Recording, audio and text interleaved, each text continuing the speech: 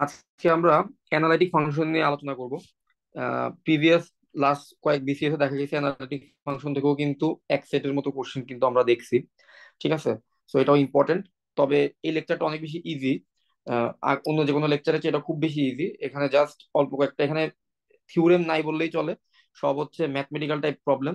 So এগুলো just formula অনুযায়ী problem গুলা আমরা সলভ করতে পারবো easily.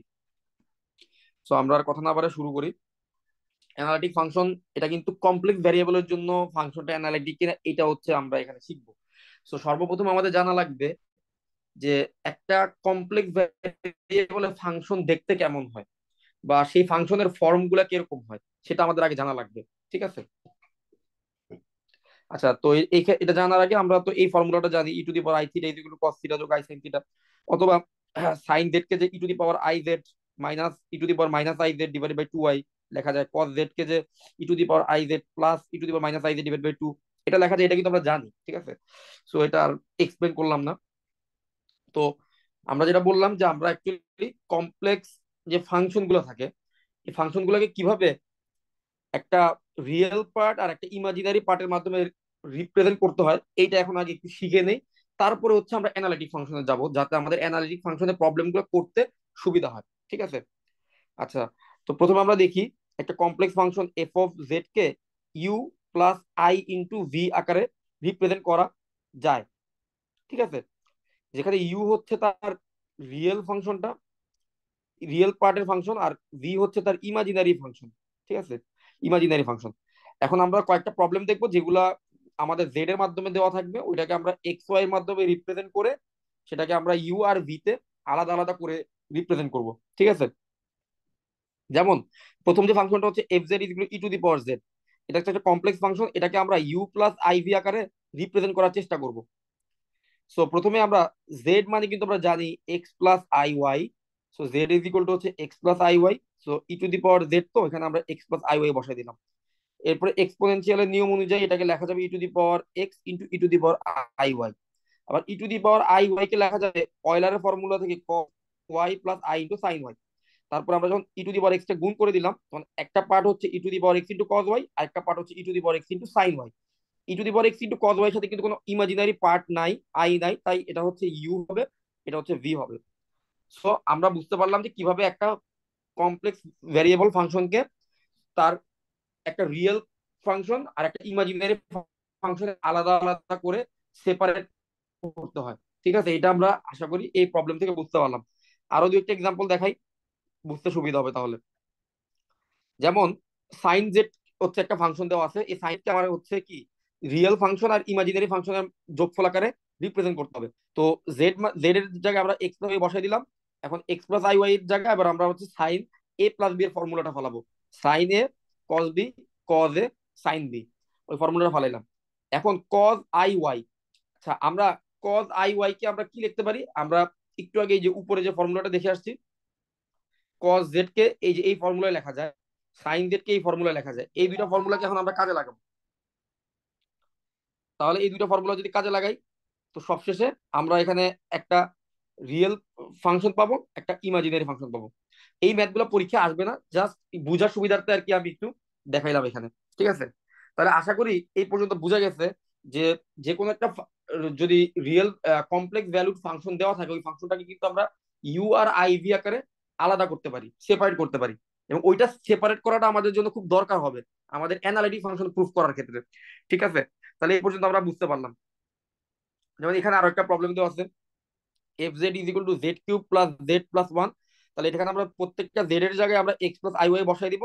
X plus I Y বসাই দেওয়ার পরে x plus I Y whole কিউবটাকে আমরা ফর্মুলাতে এক্সপ্যান্ড করলাম।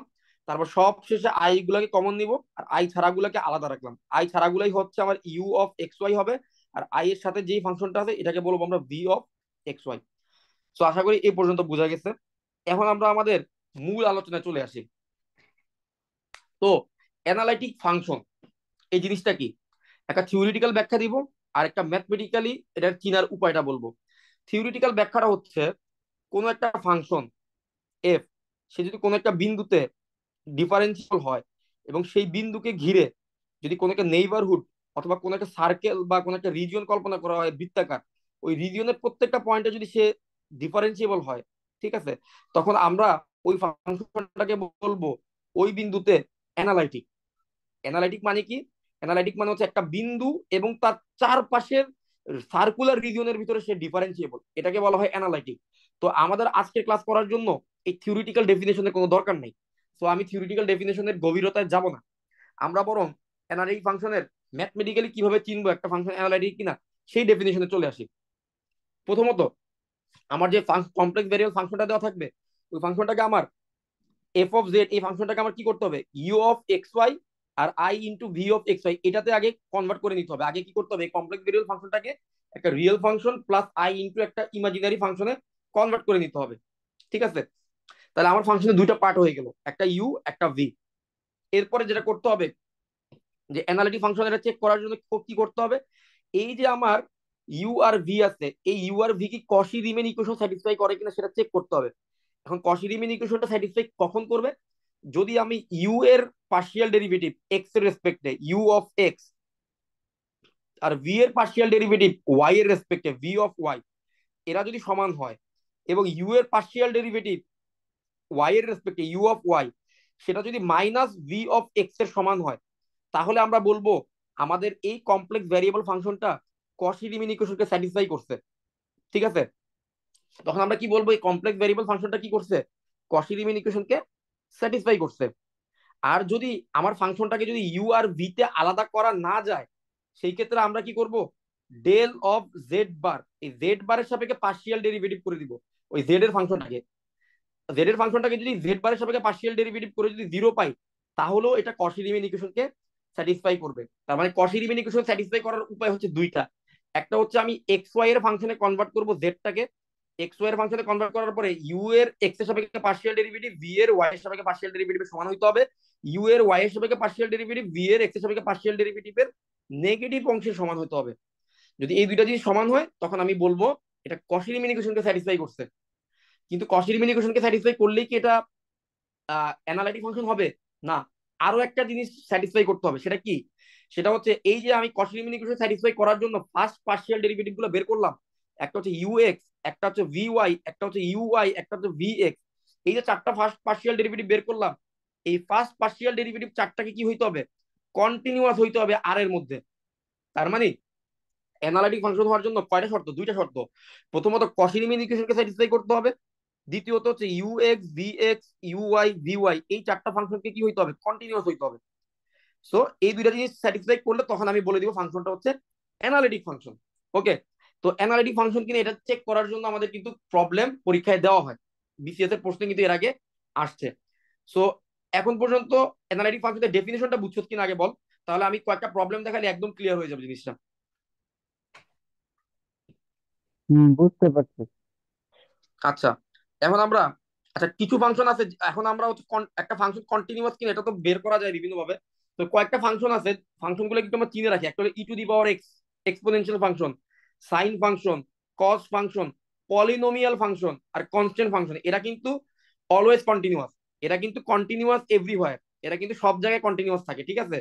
সো এই ফাংশন গুলো যদি থাকে তখন আমরা অলওয়েজ তাদেরকে কন্টিনিউয়াস বলবো, অথবা এই ফাংশনে যদি গুণফল প্রোডাক্ট থাকে এগুলো কিন্তু কন্টিনিউয়াস হবে, ঠিক আছে। আচ্ছা, এবার আমরা কিছু প্রবলেম দেখি। প্রথম প্রবলেমে আমাদের কি বলছে খেয়াল করে দেখ, show that the following functions are nowhere analytic, এটা কোনো জায়গাতে অ্যানালাইটিক না। তাহলে আমরা একটা কাজ করি, এরা যেহেতু বলছে অ্যানালাইটিক না, তাহলে আমরা একটা কাজ করি, আমরা কশি রিমেন ইকুয়েশন স্যাটিসফাই করে কিনা আগে দেখি। তারপরে আমরা দেখবো এদের এদের ফার্স্ট পার্শিয়াল ডেরিভেটিভ গুলো কন্টিনিউয়াস কিনা। তো আমাদের এখানে ইউ এক্স হিসেবে আছে কে, এক্স ওয়াই, ভি হিসেবে আছে কে, ওয়াই। তাহলে ইউ এর ফার্স্ট পার্শিয়াল ডেরিভেটিভ গুলো বের করলাম ইউ এক্স আর ইউ ওয়াই, আর ভি এর ফার্স্ট পার্টিকুলার ডেরিভেটিভ গুলো বের করলাম ভি এক্স ভি ওয়াই।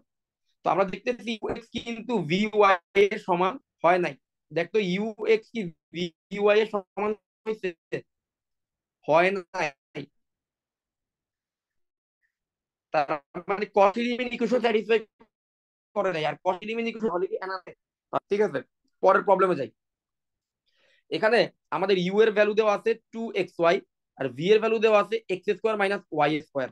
এখন আমরা আবার ইউ এক্স ইউআই বের করলাম, ভি এক্স ভিওয়াই বের করলাম। তো আমরা আবারও দেখলাম ইউ এক্স কিন্তু ভি ওয়াই এর সমান হয় নাই। ইউ এক্স যেহেতু ভি ওয়াই এর সমান হয় নাই, তার মানে এটা কিন্তু কশি রিমেন ইকুয়েশনকে স্যাটিসফাই করে নাই। আর সি আর ইকুয়েশনকে যদি কশি রিমেন ইকুয়েশনকে স্যাটিসফাই না করে, তাহলে জীবনেও অ্যানালিটিক ফাংশন হবে না। ঠিক আছে, তার মানে এটাও আমরা প্রুফ করে ফেললাম। তাহলে এরকম প্রবলেম থাকলে আশা করি আমরা পারবো। ঠিক আছে, এবার আমরা দুইটা বিসিএস এর প্রবলেম দেখি। 40 বিসিএস আর 31 বিসিএস এর দুইটা প্রবলেম আসছে। খেয়াল করে দেখ প্রথম প্রবলেমটা, এটা আমি করি এখানে। F of Z is equal to z bar. আচ্ছা, কশি রিমেন ইকুয়েশন স্যাটিসফাই করার দুইটা শর্ত আমি সূত্র দিছিলাম। একটা হচ্ছে জেড এর মাধ্যমে থাকলে আমরা জেড বারের সাপেক্ষে কি করব, পার্শিয়াল ডেরিভেটিভ করব, del del Z bar of F of Z. এই অঙ্কটা অন্যভাবে করা যায়, কিন্তু আমি এই নিয়মে করলে আমি মনে করি অনেক অল্প লাইনে হয়ে যাবে। এবার দেখ তুই, জেড বারের সাপেক্ষে যখন তুই পার্শিয়াল ডেরিভেটিভ করলি, এই ডেরিভেটিভের ভ্যালু কত আসলো, 1 আসলো। 1 তো আর 0 সমান না। আমরা কি বলছিলাম, যদি এর জেড বারের সাপেক্ষে এর পার্শিয়াল ডেরিভেটিভ যদি 0 হয়, তাহলে কশি রিমেন ইকুয়েশন স্যাটিসফাই করবে। সুতরাং এটা it doesn't satisfy কশি Riemann equation.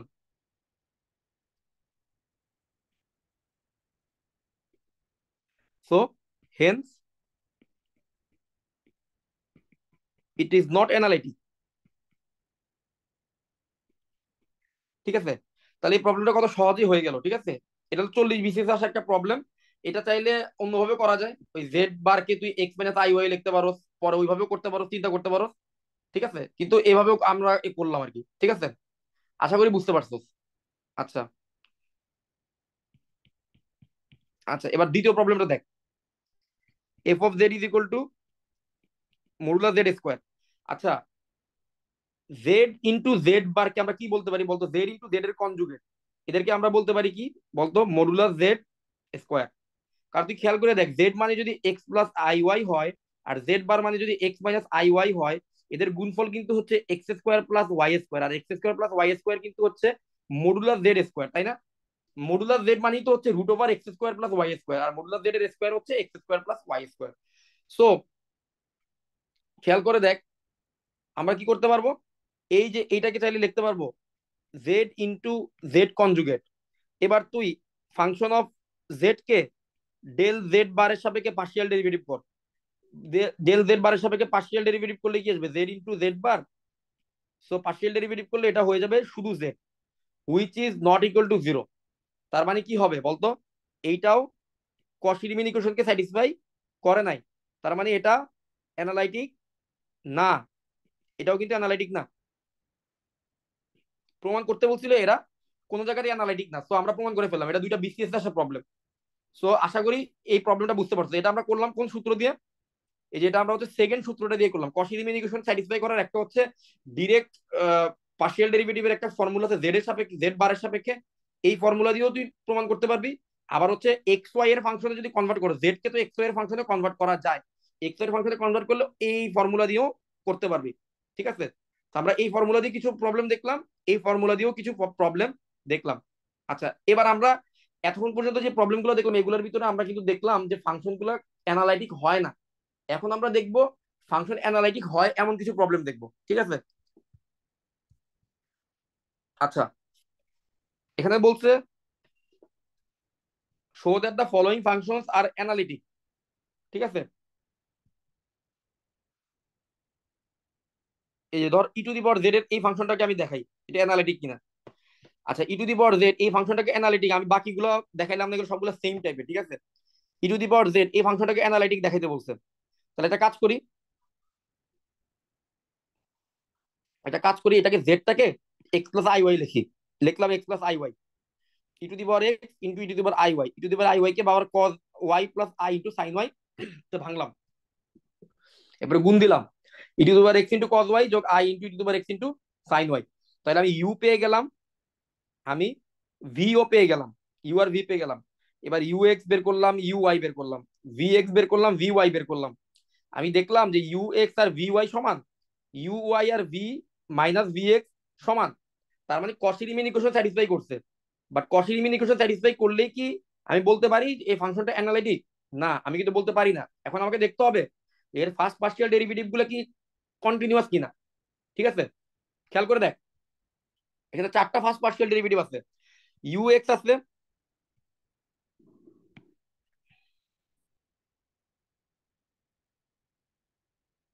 এখানে চারটা ফার্স্ট পার্সিয়াল ডেরিভেটিভ আছে, ইউ এক্স আছে, ইউ ওয়াই আছে, ভি এক্স আছে, ভি ওয়াই আছে। এখন এখানে যে you X U Y V X V Y, এরা কিন্তু কন্টিনিউয়াস ফাংশনের গুণফল।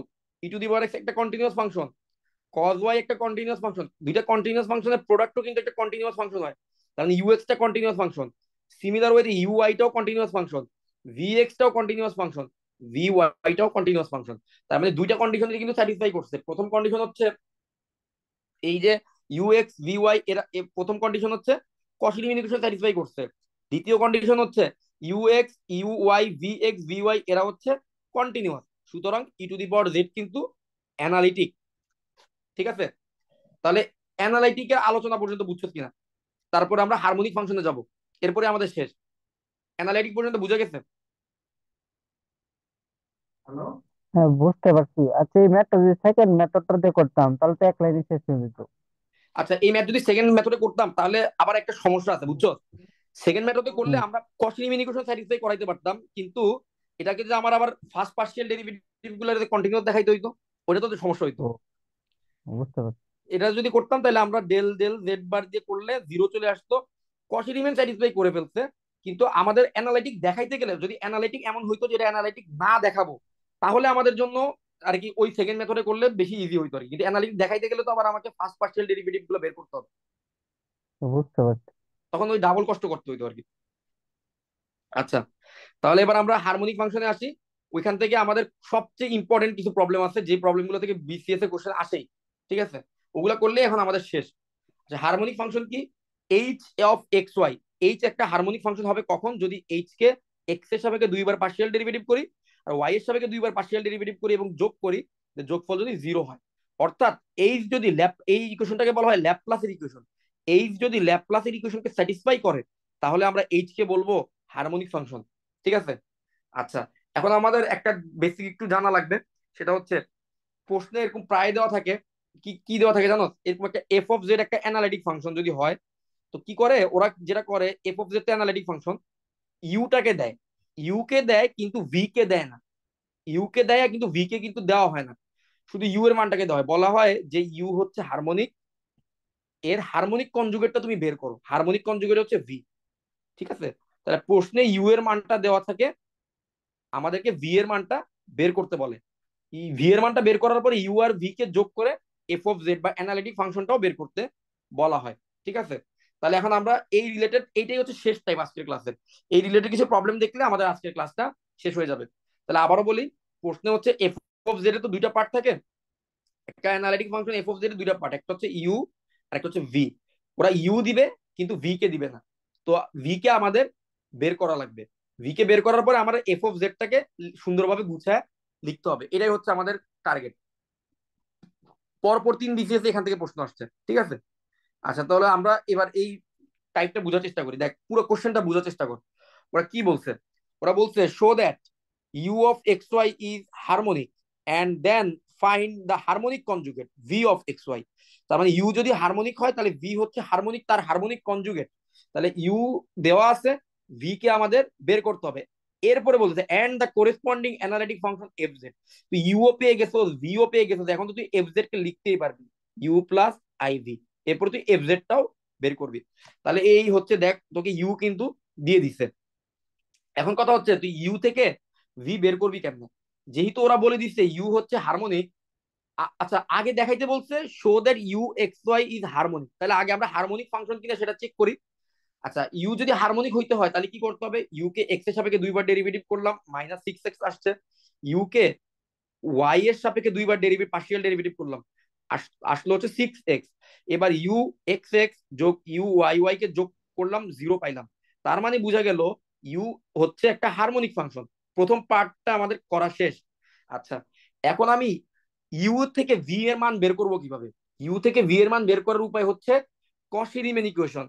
কশি রিমেন ইকুয়েশনের যে শর্তগুলো ছিল না, U X is equal to V Y, U Y is equal to minus V X, এই দুইটা শর্তের সাহায্যে আমি হচ্ছে ভি এর মানটা বের করব। এই দুটো শর্তের সাহায্যে আমি কি করব? ভি এর মানটা বের করব ইউ এর মান থেকে।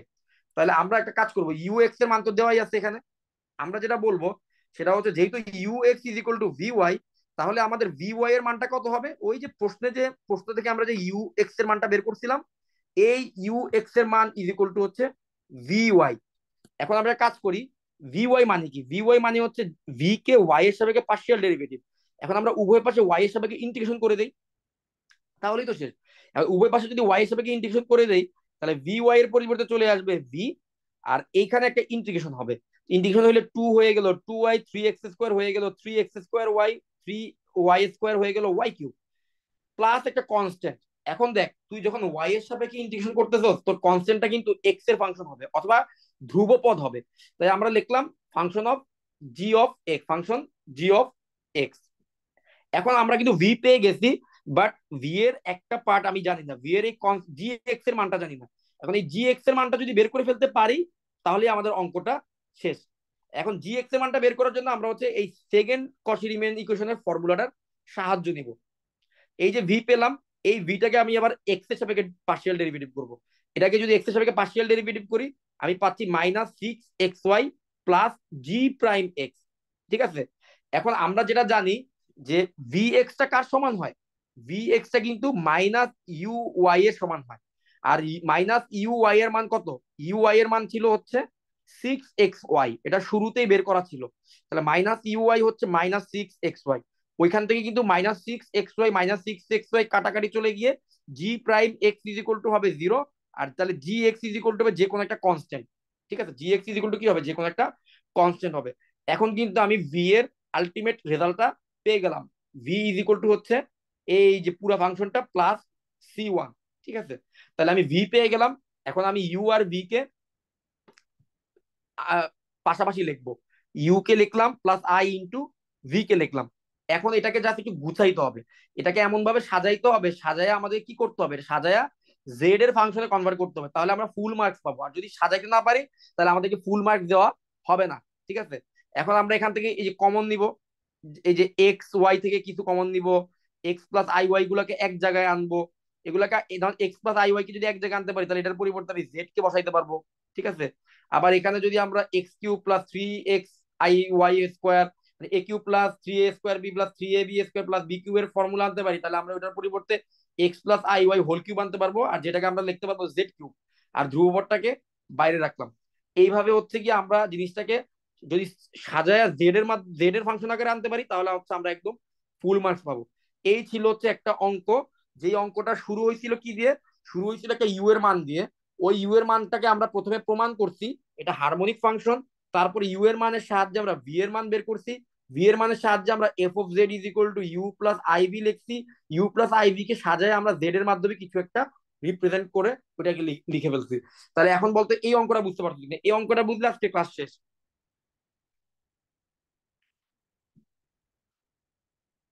নাকি আবার বুঝাবো? বুঝতে বুঝাই পারছি, মাস্টার, সমস্যা নেই। বুঝতে পারছি। আচ্ছা, তাহলে যদি এইটা যদি বুঝতে পারো, তাহলে কিন্তু আমাদের আজকের ক্লাস শেষ বলা যায়। কারণ এখানে বাকি যে প্রবলেম গুলো আছে, এগুলো সবগুলো একই রকম, সবগুলো একদম একই রকম। ঠিক আছে, তো আমি তিনটা বিসিএস এর কোশ্চেন অ্যাড করছি, খেয়াল করে দেখ। এই বিসিএস এর কোশ্চেন গুলো কিন্তু আরো সোজা, তো এগুলো তোরা নিজেরাই পারবি। এগুলো আমি এইচডাব্লিউ হিসেবে রাখতে চাই আর কি। এগুলো এইচডাব্লিউ হিসেবে রাখতে চাই, তোরা করে গ্রুপের মধ্যে একটু দিস। তারপর তাহলে তোদেরও একটা ভালো প্র্যাকটিস হয়ে যাবে। যেমন এখানে ইউ ইজ ইকুয়াল টু দিয়ে দিছে কি two X minus two X Y, এটা হচ্ছে ইউ এর ভ্যালু দিচ্ছে। তাহলে এটাকে তুই ইজিলি কিন্তু ইউ কে দুইবার এক্স এর সাপেক্ষে পার্শিয়াল ডেরিভেটিভ কর, দুইবার ওয়াই এর সাপেক্ষে পার্শিয়াল ডেরিভেটিভ কর এবং যোগ করে দেখ জিরো আসে কিনা।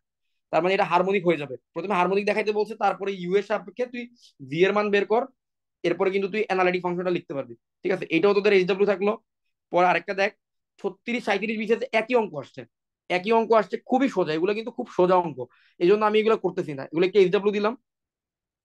36 37 বিশেষ একই অঙ্ক আসছে, এইচডব্লিউ করে গ্রুপে একটু আপলোড করে দিচ্ছি। ঠিক আছে, আচ্ছা ইউ দিয়ে দিচ্ছে, ইউ এর সাহায্যে তুই কি করবি? ইউ হার প্রথমে বলছে ইউ হারমোনিক কিনা দেখাইতে বলছে। Fine V such that F of অত ইজ অ্যানালিটিক। ঠিক আছে, সেম অঙ্ক। এই যে দেখ আবারও সেম অঙ্ক, প্রমাণ করুন ওই ফাংশনটি হারমোনিক, হারমোনিক অনুবন্ধী, বাংলায় লিখছে আর কি, হারমোনিক অনুবন্ধী ভি বের করুন। ঠিক আছে, এবার ইউ প্লাস ভি ফাংশনটিকে বই বৈশ্লেষিক ফাংশন মানে অ্যানালিটিক ফাংশন আর কি, জেড এর মাধ্যমে প্রকাশ করুন, যেখানে Z is equal two x plus I. এটাও 38 বিসিএস আসছে, খেয়াল করে দেখ। 36 37 38 সবগুলোতে আসছে, এবং 43 বিসিএসও আসছে। তার মানে অ্যানালিটিক ফাংশন থেকে কিন্তু প্রশ্ন থাকে। ঠিক আছে, এই যে হারমোনিক ফাংশন, অ্যানালিটিক ফাংশন, এগুলো থেকে প্রশ্ন আসার চান্স আছে, কিন্তু টপিকটা খুব ইজি টপিক। সো আজকের ক্লাস যদি কোনো কোশ্চেন আছে কিনা, যদি কোনো কোশ্চেন না থাকে তাহলে ক্লাসটা শেষ করে দিব।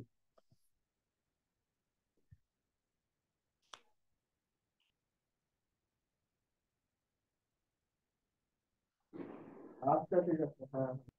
আচ্ছা, তাহলে তাহলে রেকর্ডটা অফ করে দিতেছি আমি।